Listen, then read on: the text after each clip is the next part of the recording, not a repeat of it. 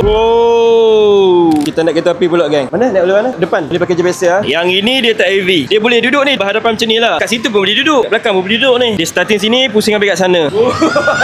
Woi, dia punya terkejut. Ya, kita nak kereta api. Cucu.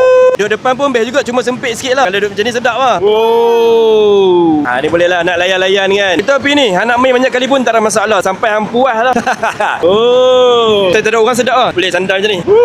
Layan. Harga yang berbayar ni sangat-sangat berbaloi. Kat sini bukan tempat untuk banduit, tapi tempat untuk hampa enjoy release tension. Okey, dah sampai dah dekat Melaka Central. Penat-penat dah main kan. Takut pun dah kena minum air luar. Sini dia ada dia punya kafe. Penat relax-relax, santai, dah penat habis main pun semua kan. Kat sini lah tempat untuk berehat geng. Dia ada sandwich, mi segera semua tu ada. Bukan makan heavy tapi makan yang ringan-ringan. Sekadar nak isi perut je lah. Kalau nak makan yang berat-berat, dekat luar sini geng. Dia ada kafe dengan food court. Boleh pergi sekejap ni. For the next, kita akan main game kat sini lah.